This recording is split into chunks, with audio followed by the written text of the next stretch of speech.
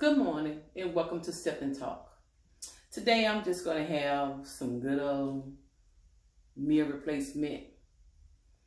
You all know what kind I love. I love the Special K strawberry. So I will have some good old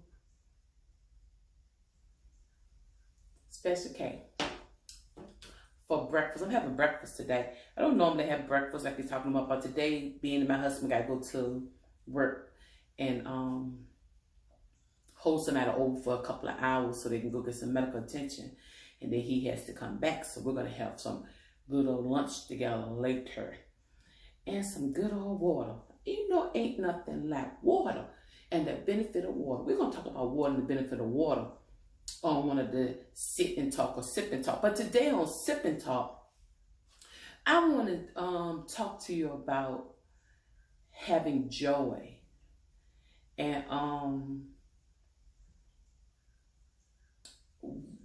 how do it really pertain to our everyday life. A lot of times people say, well, I got joy. You know, I'm a go lucky person, I'm a happy person, and I have joy. But you know, when you put joy, peace, happiness, you know, all of that together, you're almost talking about the same thing. It's God. You're talking about the Lord. Because He's the only one that can bring you joy. He can only one that can bring you peace. He the only one that can bring you happiness. You know, I have talked to a lot of people and they said, well, you know, they have searched all over and they've been trying to find some, you know, something that will bring them joy in their life. And but what's really is sad is when you talk to individuals and they be like, I don't have no joy. My life is what it is, and I just take it as it comes. You know, grim, a grim spirit. But then you can't judge them because really you don't know what life dealt them. You don't know what they went through in life, what they're going through in life. So instead of trying to say, okay, oh, they should have a better attitude, or they should not say it like that, then within the back of your mind, you may feel that way. But instead of what this may say, throwing gas on more fire and make it flame even higher, maybe you'll do a different tactic. And you'll say, well, you know, I don't know what happened in your life or what's going on in your life that you may feel like you don't have any joy, or you know, joy is not important in your life because your life is what it is. You know, I don't know and I don't understand, and it's not for me to even ask you or even judge you about. But I can tell you one thing. If you have a life experience you can share with them, I can tell you one thing. There was a time in my life that I felt like my joy was gone. I felt like my joy was drained from me. But then you could turn around and tell them, say, but you know what? But through it all, God still gave me joy in the midst of it all. In the midst of everything I was going through, God still gave me joy.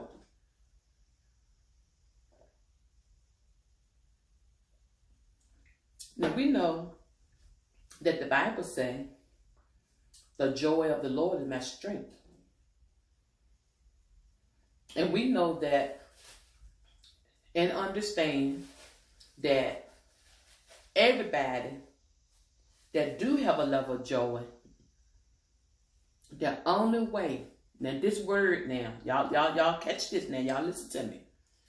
The only way that anyone can get your joy or take your joy from you, you have to release it. You have to give it up. You have to give them control of your joy. If you want your joy, you got to hold on to your joy. You can't just let your joy just, boom, just be snatched away from you. You got to find the strength in the midst of it all. Doesn't matter what you're going through. And I can say that with authority. I can say that with experience. Because I've been through a lot in my life. I went through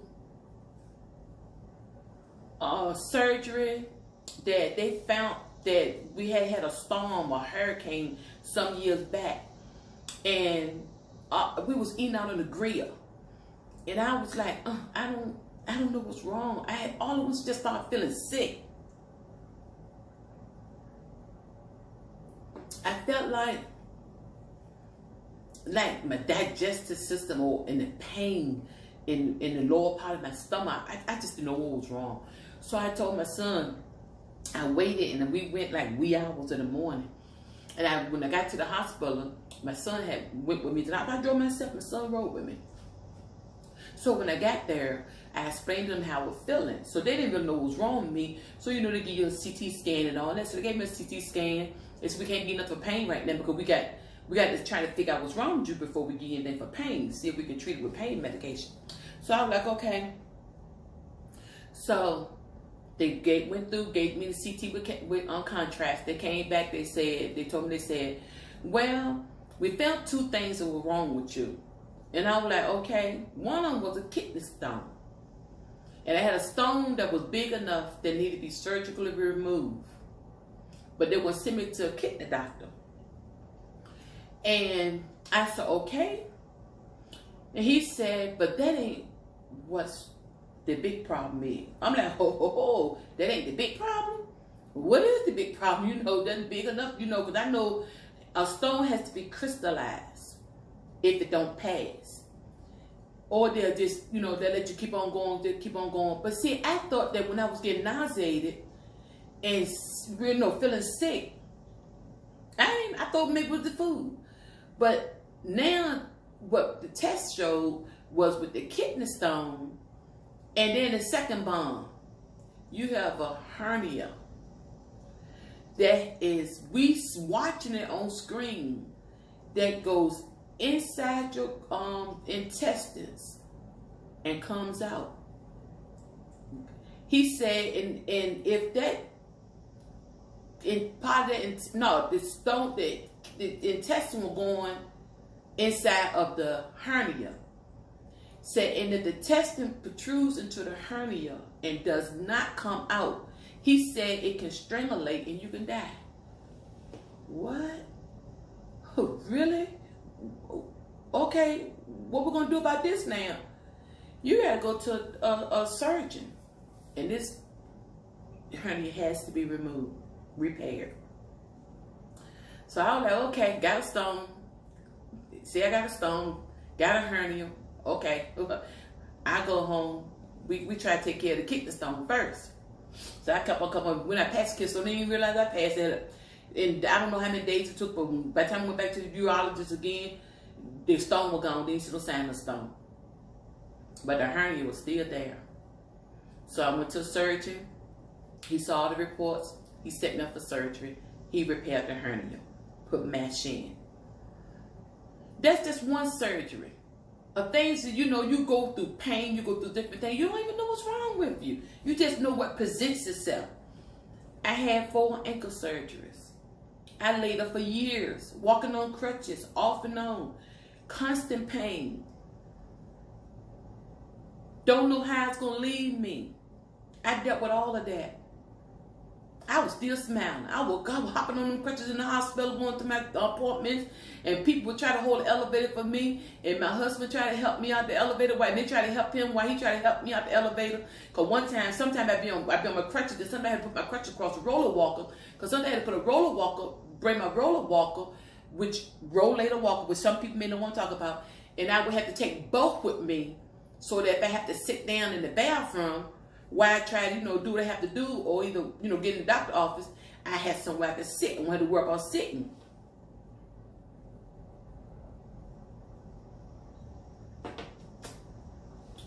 And you talking about the endurance of moving around every day. They say, you still smiling. I still smiling. Pain, I was still smiling. Agony, I was still smiling. Everyday struggle, I was still smiling. And that is the God and the truth. And you know who put the smile on my face? It had to be the Lord. Because my flesh wanted to cry out. Ooh, I don't want to go through this. I'm tired of this pain. The flesh want to holler. But I thank God He gave me a new man. He blessed me that I was able to, even in the midst of it all, I was encouraging other people. But it don't come naturally. It comes from above. Even with the 4 ankle surgery that I was just talking about, even with the other ones when they had to break my ankle, reposition my foot, and go through all of that surgery and get to heal all over again and all of the pain, I was still smiling. No, I'm not crazy. And yes, I have feelings. Oh, yes, and I have cried. Oh, yes, I have cried.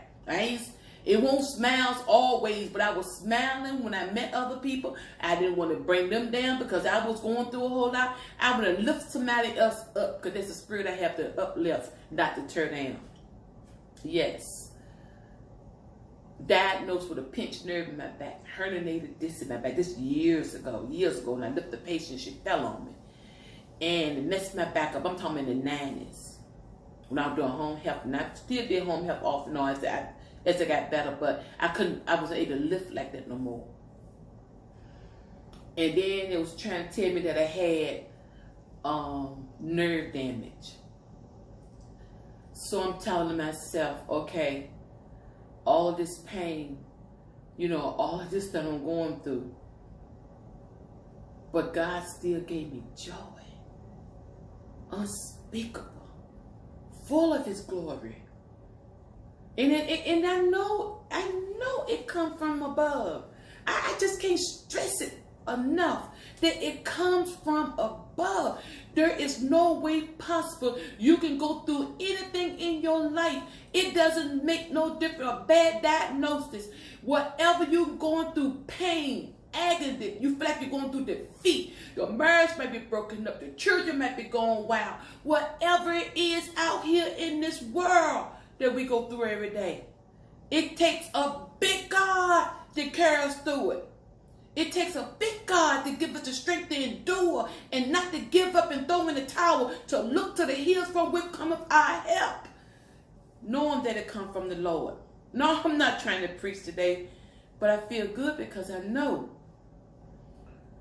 instead of we just trying to talk negative about when someone feel like they have no more joy, they don't have no reason for living. You have a reason for living. Look around you. If you got children, if you got a spouse, if you got a mother and a father and sibling living, if no matter what it look like, there's always a reason to live. Look at your life. Look at your life. Look at your surroundings. Because if you don't feel it's a reason to live, then if anything was to happen to you, what effect would it take on others? You have a reason to live. God gave you life for a reason. And instead of feeling like you don't have a reason to live, speak life over your situation. Even if your situation seems like it's dead and not going to get up no more, speak life over your situation. Tell your situation, it's not going to last forever. It's just something I'm going through right now. This story, it has to be told for a reason. But when it's finished being told, then a new chapter is coming to my life. And whether that chapter you feel is good or bad, or it might be a continuation, or it might bring you a little bit more joy, thank God for every moment. Because, we don't live in the same, every day. Every day we have to embrace whatever we have to face. And I thank God because it takes a whole lot of prayer. No, I'm not there always. I got to constantly pray. I'm talking about constantly pray. Constantly pray. That God will give me strength in whatever I have to go through. Whatever I have to go through. And like I shared, and I continue to share, and I share, and I share, and I share. Over and over and over and over and over and over. How God brought my family through COVID-19 in May. Whole family affected by it. All of us was sick. 3 of us in the hospital fighting for our life. And won't know but the power of God that we was on the ventilator. That we didn't deteriorate. Somebody don't have that story to tell. Somebody have a different story to tell. But God is still good. He's still able. And I'm going to give him glory. I'm going to give him glory. I'm going to give him glory. Because he's able. And if you faced with anything in your life this day, no matter what it may be, give it to the Lord. Let God work it out. And he will do just that. I hope today, this sitting talk that I have today in my heart to share with you, and as I did a little bit sipping today, but it was more about sit and talk. But it's sip and talk today. But I will tell you one thing. Put God first and see don't your world turn around. Thank you, and you have a great day.